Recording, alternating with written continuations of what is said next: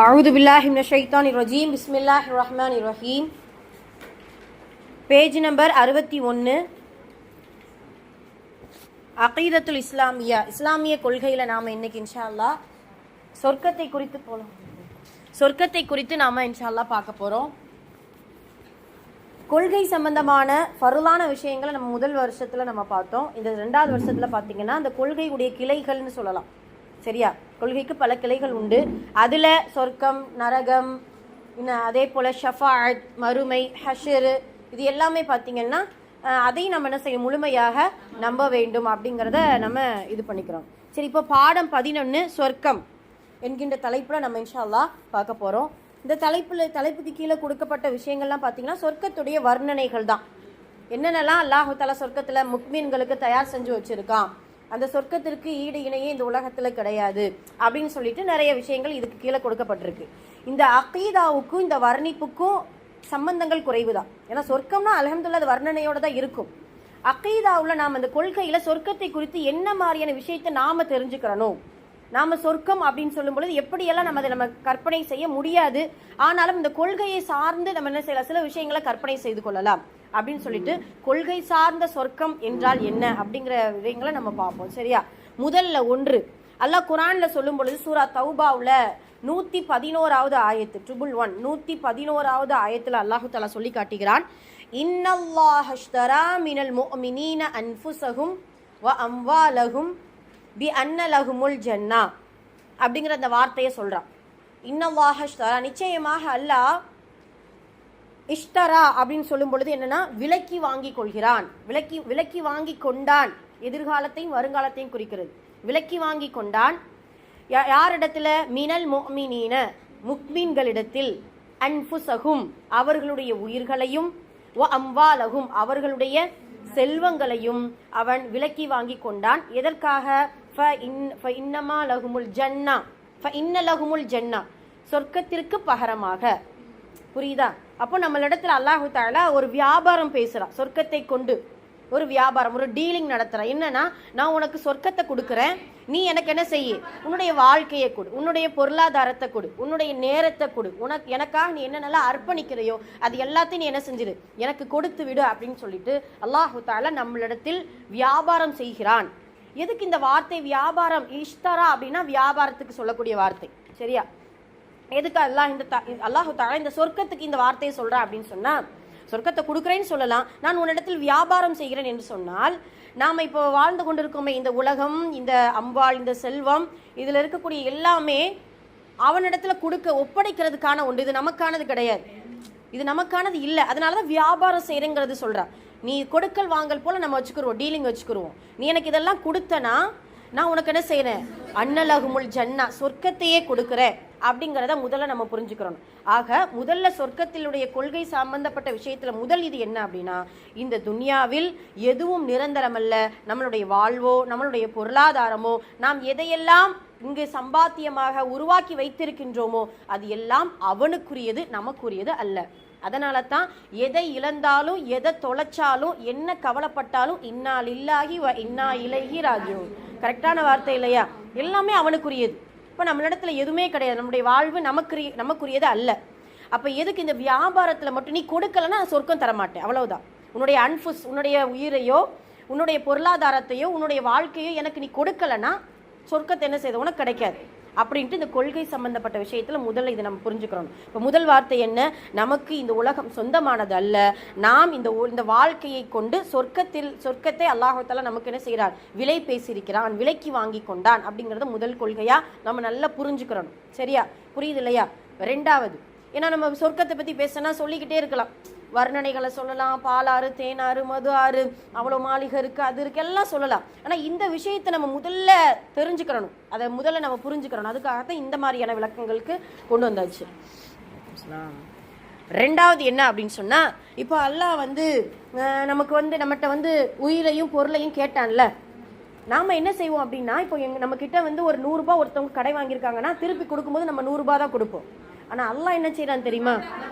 அஜ்ரன் அவீமா, குர்ஆன்ல அஜ்ர் என்று கூலிய எந்த வார்த்தையை சொல்ல போறேன்? அஜ்ரன் அவீமா.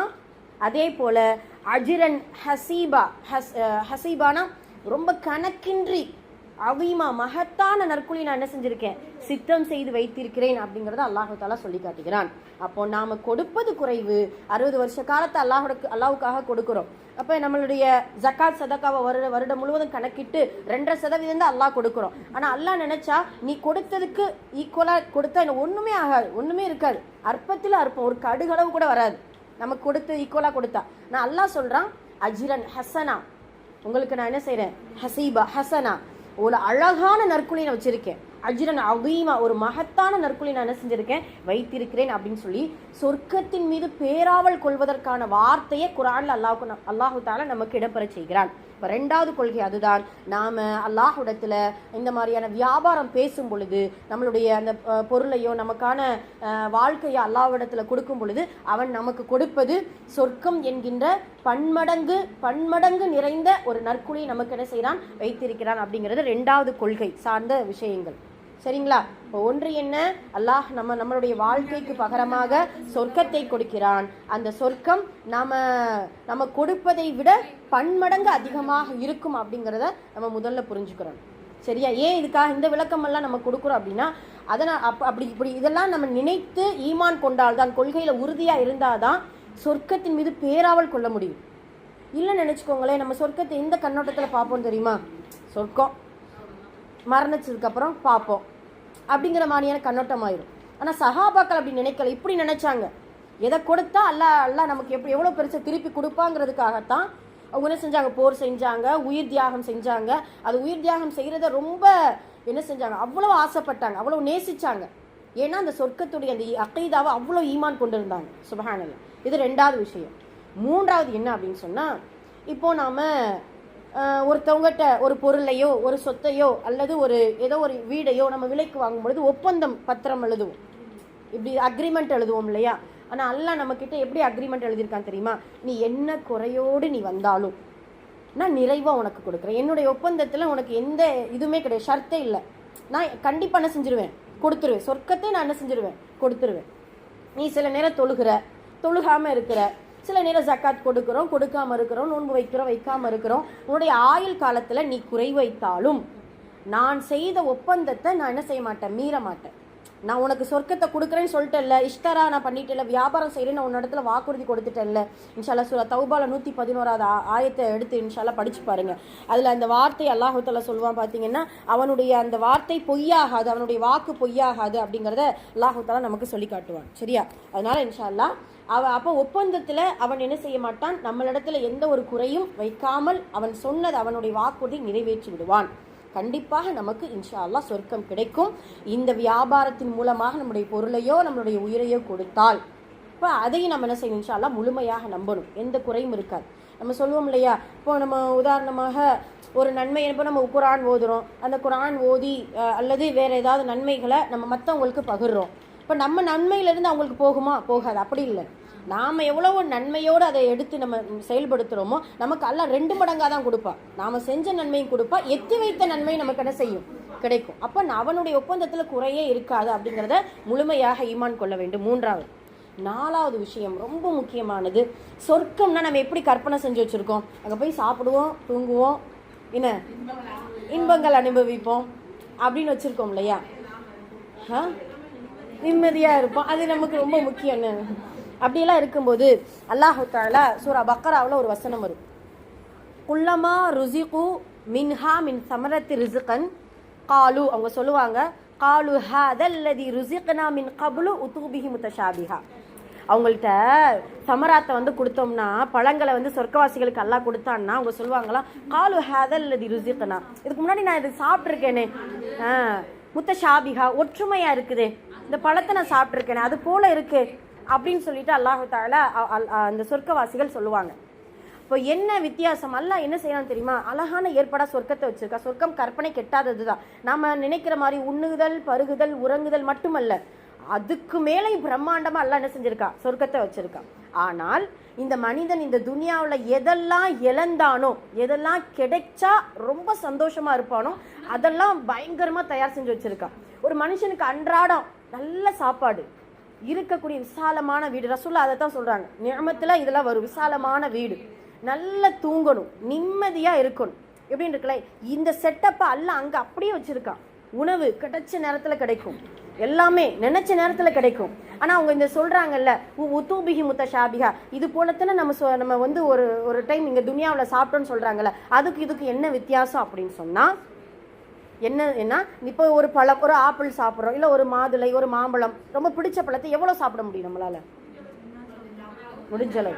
ஒன்று சில நேரம் சுவை பிடிக்காமல் இருக்கலாம், சில நேரம் புளிக்கும், இந்த மாதிரி பிடிச்சிருந்தாலுமே எத்தனை மாம்பழம் சாப்பிட முடியும்? எத்தனை ஆப்பிள்? 1 2 3, அதுக்கு மேலே திகட்.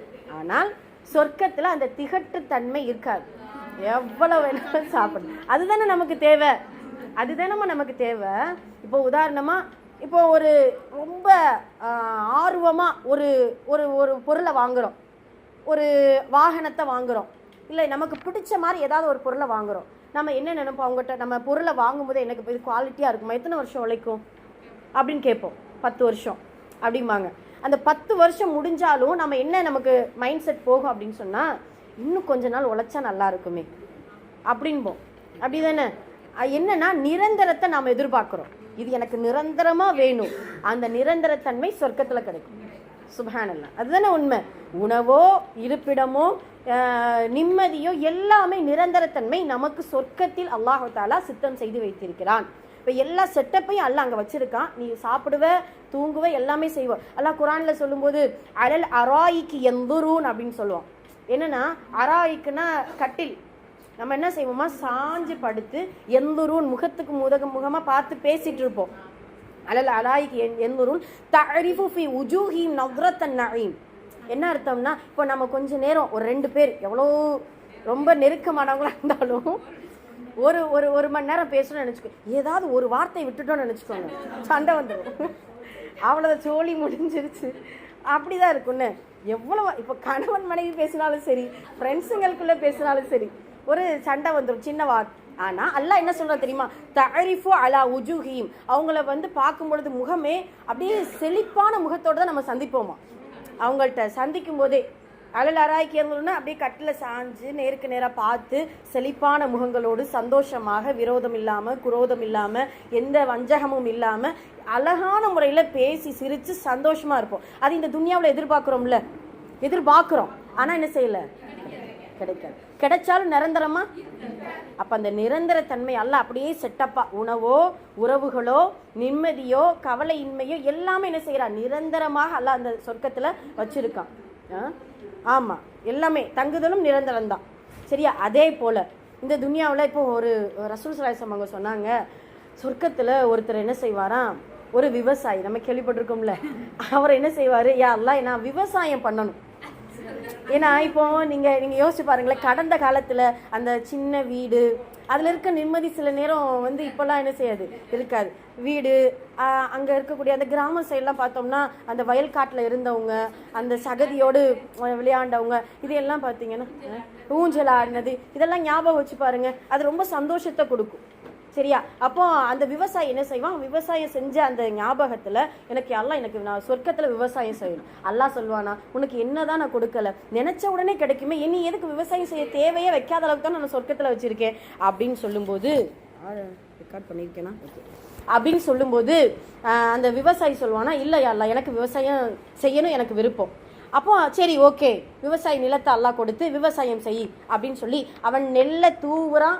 உடனே என்ன செய்யுது, முளைச்சிருந்து. துனியா மாதிரிலாம் உட்காந்து உரம் போட்டு காவ காத்தெல்லாம் என்ன செய்ய வேண்டாம், உடனே முளைத்திருது. விளைஞ்ச உடனே அல்லாஹ் சொல்வானா, இந்த ஆதமின் மகனை திருப்திப்படுத்தவே முடியாது, சொர்க்கத்தில் கூட இந்த ஆதமின் மகனை திருப்திப்படுத்தவே முடியாது. ஏன்னா இங்கே வந்து விவசாயத்தை வந்து கேட்குறாருல்ல, உணவு எல்லாமே கிடைக்குது, எதுக்கு இவ்வளோ இது பண்ணணும். ஆனால் அல்லாஹ் அவங்களுடைய சொர்க்கவாசிகளுடைய அந்த விருப்பத்தை நிறைவேற்றுறான். சொல்லிட்டு ஒரு சொர்க்க கூட்டம் அந்த விவசாய பார்த்து சொல்லுவாங்களாம், இது கண்டிப்பாக மதினாவாசியாக தான் இருக்கணும் இந்தவர் அப்படின்னு சொல்லுவாங்க. மதினாவாசியை வந்து விவசாயத்தில் ரொம்ப ஆர்வம்.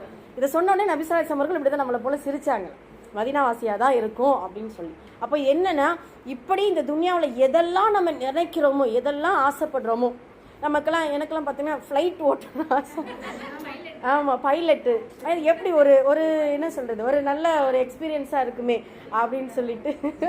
ஆனால் வந்து முடியாது. என்ன முடிஞ்சாலும் நம்மளால வந்து அந்த திறமைகள் அப்படின்னு சொல்லிட்டு எல்லாம் நாடுனால ஓகே. அப்படி இந்த கார் இந்த மாதிரியான இன்ஸ்ட்ருமெண்ட் வந்து கொஞ்சம் ஆர்வம் அதிகம், ஆசை, சரியா. ஆனால் இதெல்லாம் இந்த நிறைவேறாத சில விஷயங்கள் மறுமையில் என்ன செய்யும் அல்லாஹு தாலா கண்டிப்பாக சொர்க்கத்தில் நமக்கு கொடுப்பான். சுப்ஹானல்லாஹ். அதே போல் இங்கே எல்லாருக்குமே வந்து பார்த்தீங்கன்னா பெண்களாகிய நமக்கு பர்ச்சேஸ் பண்ணுறதுன்னா ரொம்ப பிடிக்கும். நேச்சுரலாக வெளிப்படையாக நம்ம பேசணும். கூட்டுட்டு போய் வீட்டில் இருக்கிற வரைக்கும் தான் நம்ம இருப்போம். இதை ஃப்ரீடமாக எல்லாம் இஸ்லாமிய மார்க்கத்தில் ஒரு அனுமதியை கொடுத்துட்டான். எப்போ வேணாலும் நல்லா பர்ச்சேஸ் பண்ணு, வாரத்தில் வெள்ளிக்கிழமை கண்டிப்பாக தொழுக போகிற மாதிரி நீ என்ன செய்யுங்க போயிட்டு வாங்க அப்படின்னு அனுமதி கொடுத்தால், ஆமாம் அனுமதி கொடுக்காமையே என்ன செய்ய போயிட்டு இருக்கிறோம். சரி, இப்படி இருக்கும்போது என்னன்னா இந்த இந்த மைண்ட் செட் அல்லாஹ் சொர்க்கத்துல என்ன செய்யறான்னா சந்தை வச்சிருக்கான். சூக்கு கடைத்தெருவுகள் இருக்கு. அந்த கடைத்தெருவு என்னைக்கு மட்டும் ஓப்பன் ஆகும்? வெள்ளிக்கிழமை மட்டும்தான் ஓப்பன். இங்க நம்ம கடை வெள்ளிக்கிழமை என்ன செஞ்சிடணும்? அடைச்சிடணும் ஒண்ணு. அதுக்கப்புறம் நம்ம தொழுகையை முடிச்சதுக்கு அப்புறம் நம்ம எப்பயும் போல அல்லாஹ் குர்ஆன்ல சொன்ன வியாபாரம் செய்யுங்கன்னு சொன்ன ஒரே நாள் வெள்ளிக்கிழமை தான். தொழுகையை முடிச்சு நீங்க என்ன செய்யுங்க, உலகத்தில் சுற்றி திரிந்து வியாபாரம் செய்யுங்கிறத அல்லாஹ் சொல்றான்.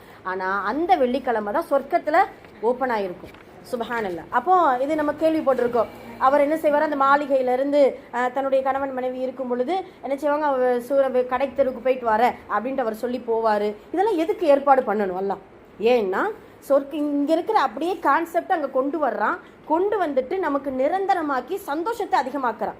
இதெல்லாம் நம்ம எதிர்பார்த்தோமோ, எதெல்லாம் நிறைவேறாத ஆசைகளா இருந்துச்சோ அதெல்லாம் என்ன செய்யறாங்க, நிறைவேற்ற போய் கடை தெருவுகள்லாம் சுத்தி பார்த்துட்டு அவர் வந்து வீட்டுக்கு வரும்போது அந்த ஹவுருலின் பெண் கேட்பாங்களாம், நீங்க போனதை விட வரும்பொழுது ரொம்ப அழகா இருக்கீங்களே, மனமா இருக்கீங்களே, வாசமா இருக்கீங்களே அப்படின்னு சொல்லுவாங்களாம். அந்த அழகு, அந்த அன்பு என்ன செய்யறான் அல்லாஹ் தஆலா அந்த நேரத்தில் என்ன செய்யறான், அதிகப்படுத்துகிறான். இப்படி சுப்ஹானல்லாஹ் சொர்க்கத்தில் நாம் நினைத்ததை விட நிரந்தரமானதாக அல்லாஹ் தஆலா சொர்க்கத்தை ஆக்கி வைத்திருக்கிறான். இது ஒரு விஷயம். சொர்க்கத்தை அல்லாஹ் தான் தயார் செஞ்சிருக்கால, எந்த சந்தேகமும் இல்லை. அதுதானே இது இவ்வளவு பேசணுமே, அது எல்லாமே அல்லாஹ் தான் தயார் செஞ்சு வச்சிருக்கா. ஆனால் ரசூல் ஸல்லல்லாஹு அலைஹி வஸல்லம் அவர்கள் சொல்கிறார்கள், இந்த விஷயத்தை ரொம்ப கவனமாக கேளுங்க. நபி ஸல்லல்லாஹு அலைஹி வஸல்லம் சொல்லியிருக்காங்க, ஒரு மனிதன் பிறந்தவுடன் நரகத்திலும் அவனுக்கு இடம் உண்டு, சொர்க்கத்திலும் அவனுக்கு இடம் உண்டு. நம்ம பேசுகிறோம்ல, நானும் சரி நீங்களும் சரி, நரகத்திலையும் நமக்கு ஒரு இடம் இருக்கு, சொர்க்கத்திலையும் நமக்கு ஒரு இடம் இருக்கு. ஆனால் நாம் எதை தேர்ந்தெடுத்து கொள்கிறோமோ அதுதான் நமக்கு கிடைக்கும். புரியுதுங்களா? ரெண்டு பேருக்குமே நமக்கு இடம் இருக்கு. இதை எப்படின்னா அல்லாஹ் தஆலா சொர்க்கத்தில் சில இடத்த வச்சிருக்கான். வச்சா அவன் அவன் அவன் ஏற்பாடு பண்ணது ஒரு பக்கம், நாமளே இந்த துன்யாவிலேருந்து சொர்க்கத்தில் சில இடத்த ஏற்பாடு பண்ணிக்கிறலாம். அது ஒன்று வச்சிருக்கா. இப்போ உதாரணமாக கன்சுல் ஜன்னா, கன்சுல் ஜன்னானா சொர்க்கத்துடைய பொக்கிஷம் அப்படின்னு சொல்லிட்டு ஒரு வார்த்தை இருக்கு. லா ஹவுல வலா குவத்த இல்லா பில்லா, சொர்க்கத்துடைய பொக்கிஷம் கன்சுல் ஜன்னா. அது வந்து சொர்க்கமே ஒரு பொக்கிஷம் தான். அது என்ன சொர்க்கத்தில் ஒரு புதையல், ஒரு பொக்கிஷம் அப்படின்னு சொன்னால், இப்போ நமக்கு ஒரு மாளிகையே கிடைச்சாலும் நம்ம கிட்ட இப்படி சொல்லப்படுது, மாளிகைக்குள்ள ஒரு ரத்தினக்கல் இருக்குது, உனக்கு வேணுமா அப்படின்னு கேட்போம்ல. அதே போல சொர்க்கமே இருக்குது, சொர்க்கத்துக்குள்ள ஒரு கன்சு இருக்கு, அது உனக்கு வேணுமா அப்படின்னா கண்டிப்பாக நமக்கு வேணும். அப்போ அந்த சொர்க்க பொக்கிஷத்தை இந்த துன்யாவில் நம்ம என்ன செய்கிறோம், ஏற்பாடு செஞ்சுக்கிறலாம். லா ஹவுல வலா குவத்த இல்லா பில்லா அதிகமாக ஓதும் பொழுது.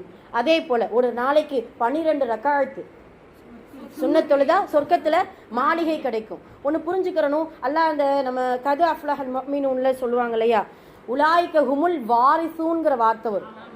என்னன்னா வாரிசாக்கிருவோம் அப்படிங்கிறத சொல்றான்.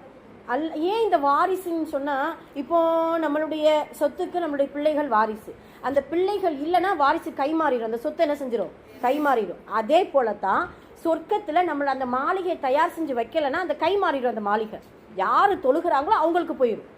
புரியுதா நம்ம சொல்றது? யாரு அதுதான் வாரிசூன் அப்படிங்கிறத அல்ல சொல்ல. வாரிசாக்குறேன், நீ அதை எடுத்துக்கிறது உன்னுடைய தகுதியில தான் இருக்குது, உன்னுடைய அமல்ல தான் இருக்குது. நீ லா ஹவுல வலா குவத்த இல்லா பில்லா சொன்னா புதையல் கிடைக்கும். நீ 12 ரக்காய் சுன்னத்து தொழுதம்னா ஒரு மாளிகை கிடைக்கும். லுஹா தொழுகை, சொலாத்து லுஹா தொழுகைன்னா அதுக்கு ஒரு தனி மாளிகை உண்டு அப்படின்னு சொல்லி, அதே போல சில திக்ருக்கள் இருக்குது, அதை நம்ம ஓதணும்னா பேரிச்ச மரம் நடப்படும் இருக்கு. சுப்ஹானல்லாஹி வ பிஹம்தி என்கின்ற திக்ர். அப்போ இது எல்லாமே என்ன உணர்த்துது தெரியுமா? துன்யாவில் இருந்துக்கிட்டே சொர்க்கத்தில் நம்ம இருப்பிடத்தை தயார் செஞ்சு வச்சுக்கலாம். இதுதான் அல்லாஹ்வுடைய தூதர் சொன்னது. சொர்க்கத்திலே உங்களுக்கு ஒரு தங்குமிடம் இருக்கிறது, நரகத்திலும் உங்களுக்கு ஒரு தங்குமிடம் இருக்கிறது. நரகத்திலே தங்குமிடத்தை அல்லாஹ் பாதுகாக்கணும். இப்படியெல்லாம் மனிதர்கள் ஏற்பாடு செய்து கொண்டு இருக்கிறார்கள். என்னன்னா அல்லாஹ் கேட்பானா, ஒரு நரகவாசியை கூப்பிட்டு அல்லாஹ் கேட்பான், எனக்கு இந்த நரகத்துடைய வேதனைக்கு பதிலாக உலகத்தில் இருக்கக்கூடிய பொருள், செல்வம், குடும்பம், குட்டி எல்லாத்தையும் எனக்கு நீ கொடுத்துட்றியா அப்படின்னு கேட்பான். அவன் அந்த மனிதன் என்ன சொல்லுவான்? எல்லாத்தையும் கொடுத்துட்றேன். அப்போ அல்லாஹ் சொல்லுவானா, இதை விட அற்பமானதானே உங்ககிட்ட நான் துன்யாவில் கேட்டேன். என்னது? எனக்கு இணை வைக்காதன்னு கேட்டேன். என் கட்டளைக்கு நீ மீறாதன்னு நான் சொன்னேன். அதை விட அற்பமானதானே உனக்கு நான் கேட்டேன். அப்போ நீ அதை கொடுத்துருந்தா நீ இந்த நரகத்துக்கு நீ போயிருக்க மாட்டல்ல அப்படின்ட்டு அல்லாஹ் சொல்லுவான். சுப்ஹானல்லாஹ். அப்போ அல்லாஹ் என்ன சொல்ல வர்றா, நீங்கள் இந்த துன்யாவில் இருக்கும்போதே நரகத்துடைய இடத்தை நீங்கள் தேர்ந்தெடுக்காதீங்க. ஆனால் நரகத்தில் உங்களுக்கு இடம் இருக்குது. நீங்கள் சொர்க்கத்துடைய இடத்தை இப்படியெல்லாம் தேர்ந்தெடுங்க. கன்சுல் ஜன்னாவை சொல்லுங்கள், அதே போல் தொழுகையை தொழுகுங்க. எதெல்லாம் சொர்க்கத்தில் நமக்கு கிடைக்கும்னு சொல்லிட்டு நம்மளே என்ன செய்யலாம், ஒரு ஏற்பாடு செஞ்சுக்கலாம். இப்போ ஒருத்தர் வெளிநாட்டில் இருக்கிறாரு, வெளிநாட்டில் இருந்து பணத்தை அனுப்பி விடுறாரு. வீட்டில் இடம் வாங்குகிறோம், இந்த உள்ளூரில் வீடு கட்டுறோம். அவர் பார்க்கும்போது எவ்வளோ சந்தோஷமாக இருக்கும். அதே போல தான் நாம் இங்கேருந்து இடம் என்ன செய்கிறோம், வாங்கி போடுறோம், மாளிகை கட்டுறோம், மரம் நடுறோம். போய் பார்த்தா எவ்வளோ சந்தோஷமாக இருக்கும். இதுதான் சொர்க்கம். அல்லாஹ் அதுதான் நம்ம அல்லாஹ்வுடைய தூதர் சொல்லக்கூடிய வார்த்தை இதுதான். எந்த ஒரு மனிதனும் கற்பனை செய்ய முடியாத அளவுக்கு அல்லாஹ் என்ன செஞ்சிருக்கா, சொர்க்கத்தை வைத்திருக்கிறான். சுப்ஹானல்லாஹ். அப்போ கான்செப்ட் துன்யா மாதிரி தான் இருக்கும். ஆடை கிடைக்கும், உணவு கிடைக்கும், நம்ம தூங்கலாம், சாஞ்சிக்கிறலாம், எல்லாமே நினைச்சது கிடைக்கும். அதை விட கற்பனைக்கு எட்டாத விஷயங்கள் என்ன செய்வா அல்லாஹ் நமக்கு கொடுப்பான். கற்பனைக்கு எட்டாததுன்னா சொல்லுங்க பார்க்கலாம், எது நமக்கு கற்பனை செய்ய முடியலை? வலைக்கும் சலாம். முத்து மாளிகை கற்பனை செய்ய முடியல. பாத்தீங்களா? ஒரே முத்தாலான மாளிகை எத்தனை அறைகள் இருக்கும்? 70 அறைகள் இருக்கும். கற்பனை செய்ய முடியுதா? அந்த மரத்தை கற்பனை செய்ய முடியுதா? 70,000 தூரம். தங்க குதிரை, அது புராக் வாகனமா? இப்போ குதிரை, தங்கத்திலான குதிரை, கட்டில், சீப்பு, தங்கத்தினாலான சீப்பு, ஆறுகள். எனக்கு இந்த ஆறு வேணும் அப்படின்னு சொன்னா என்ன செய்யுது, நமக்கு தனித்தனியா ஒரு ஆறுப்பா. அந்த ஆறுல ஆழங்கள் கிடையாது. அந்த ஆறுல பாத்தீங்கன்னா முத்துக்களும் மகரதங்களும் என்ன செய்யும், அதுல அந்த கற்கள் எல்லாம் ரொம்ப அழகா இருக்கும். எப்படி? கீழே நீர், மேல மாளிகை. இதெல்லாம் பாத்தீங்கன்னா நம்ம கைக்கே வருது. சுப்ஹானல்லாஹ். அப்போ நாம் இன்னொன்று நம்ம தெரிஞ்சுக்கிறோம், இப்படிலாம் கற்பனை செய்கிறோம்ல. இப்போ என்னுடைய மைண்டில் இப்படி இருக்கும், உங்களுடைய கற்பனையில் இப்படி இருக்கும். ஆனால் அதை விட அதிகமாக என்ன செய்யும் அல்லாஹ் சொர்க்கத்தில் கற்பனைக்கு எட்டாத அளவுக்கு அல்லாஹ் சொர்க்கத்தை வச்சுருப்பார். சரியா? அப்போ இந்த அகீதா கொள்கையில் இதெல்லாம் நம்ம இன்ஷா அல்லாஹ் ஞாபகம் வச்சுக்கிறோம். அல்லாஹ் நம்ம இடத்துல அது என்னது வியாபாரம் பேசியிருக்கான் சொர்க்கத்தை கொண்டு. அதே போல் நம்ம இடத்துல ஒப்பந்தம் செஞ்சுருக்கான். அதே போல் நம்ம கொடுக்கறத விட அதிகமான கூலி அங்கே தயார் செஞ்சு வச்சிருக்கான். அதே போல் துன்யாவில் எதெல்லாம் நம்ம கிடைக்கணும்னு நினைச்சோமோ, நிரந்தரமாக இருக்கணும்னு நினைச்சோமோ, அது எல்லாமே சொர்க்கத்தில் என்ன செஞ்சிருக்கான், நமக்கு வைத்திருக்கிறான். சுப்ஹானல்லாஹ். அதனால் ஆமாம், அது உண்மை, அது ரொம்ப முக்கியம்ல. அதாவது சொர்க்கம் அப்படின்னு சொல்லும்போது அகீதால ஒரு பக்கம் இருந்தாலும் சொர்க்கத்தை விட இன்பமானது அல்லாஹ்வை பார்க்கக்கூடிய அந்த பாக்கியம் அப்படிங்கிறத நமக்கு நினச்சிக்கிறோம். இன்ஷா அல்லாஹ். லிகாயத். ஓகே, லிகாயத்.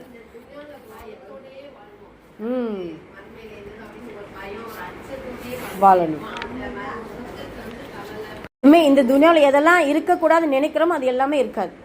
நோய் இருக்கக்கூடாதுன்னு நினைக்கிறோம், கவலை இருக்கக்கூடாதுன்னு நினைக்கிறோம், என்ன பயம் இருக்கக்கூடாது, வயசு போகக்கூடாதுன்னு நினைக்கிறோம். ரொம்ப பெரிய வருத்தம் இதெல்லாம். ஒரே வயசுடையவங்களா இருக்கணும், இப்படியெல்லாம் நம்ம நினைச்சிட்டு இருக்கோம். அல்ஹம்துலில்லாஹ்.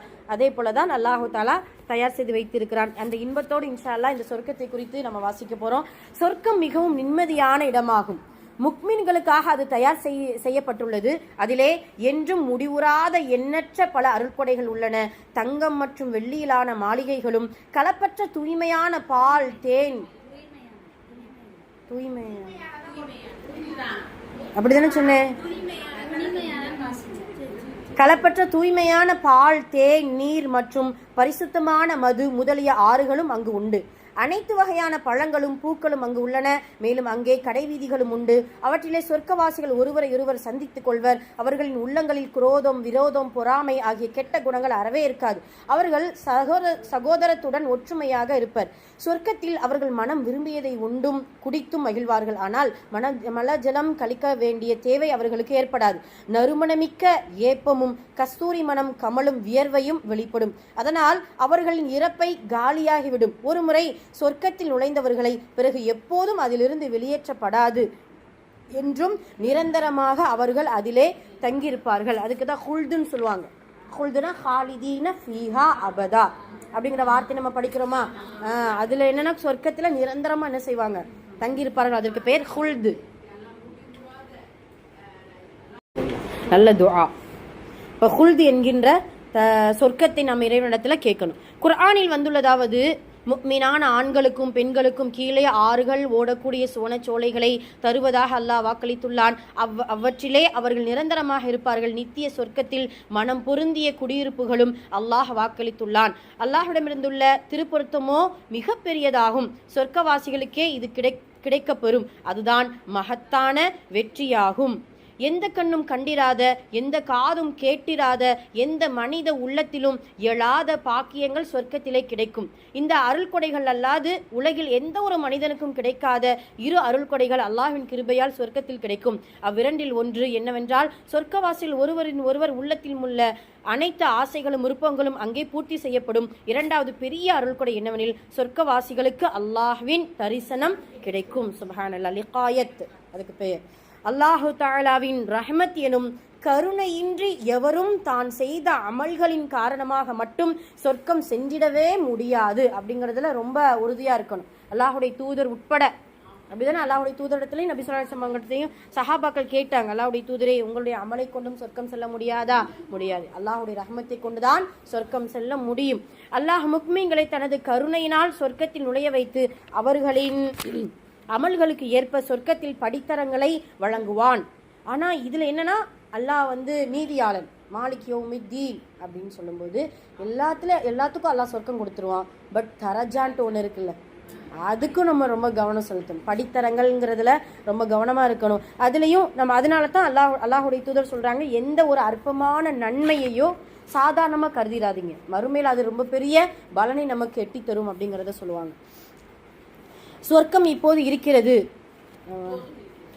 இப்போதும் இருக்கிறது, எப்போதும் அது இருந்து கொண்டிருக்கும். அது சம்பந்தமான குர்ஆன் ஹதீஸில் வந்துள்ள அனைத்து செய்திகளும் உண்மையானதாகும் என்பதே முஸ்லிம்களான நமது நம்பிக்கைகளாகும். சுப்ஹானல்லாஹ்.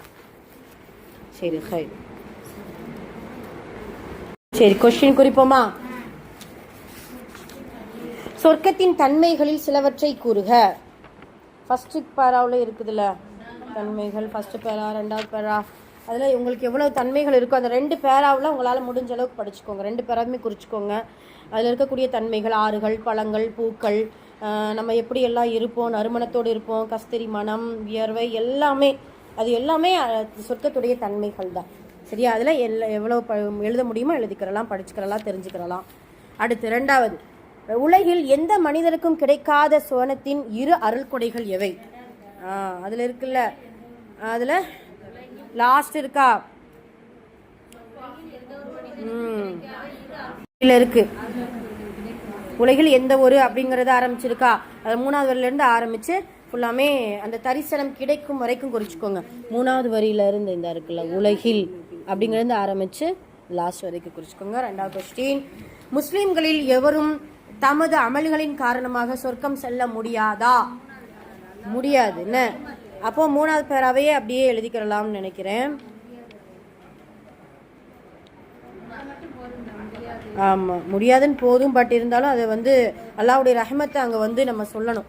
அதனால 3வது பேராவே ஃபுல்லாமே குறிச்சுக்கோங்க. ஜன்னத்துல் ஃபிர்தௌஸ் வரைக்கும் குறிக்கலாம் தாராளமா. சொர்க்கம் சம்பந்தமான முஸ்லீம்களின் நம்பிக்கை என்ன? லாஸ்ட் பேரா, அவ்வளவுதான். சொர்க்கம் இப்போதும் இருக்குது, எப்போதும் அது இருக்கும். அது சம்பந்தமான குர்ஆன் ஹதீஸ் நம்ம முழுமையாக ஈமான் கொள்ளணும். 4வது கொஸ்டினுக்கான ஆன்சர். அதை தவிர்த்துட்டு இன்ஷா அல்லாஹ் இந்த ஹதீஸ் மேல இருக்கக்கூடிய குர்ஆன் ஹதீஸுடைய வசனங்களை கண்டிப்பாக ஞாபகம் வைத்துக் கொள்ளுங்கள். அதுல 2வது ஹதீஸ் ரொம்ப எல்லாருக்குமே பிரபலமானது, எந்த கண்ணும் கண்டிராதன்னு இருக்குல்ல, அதையும் இன்ஷா அல்லாஹ் ஞாபகம் வச்சுக்கோங்க. இம்பார்ட்டன்ட் மட்டும் போட்டுக்கோ, தெரிஞ்சுக்கிறோம். சூரா தௌபாவில் 72 இருக்குது அது.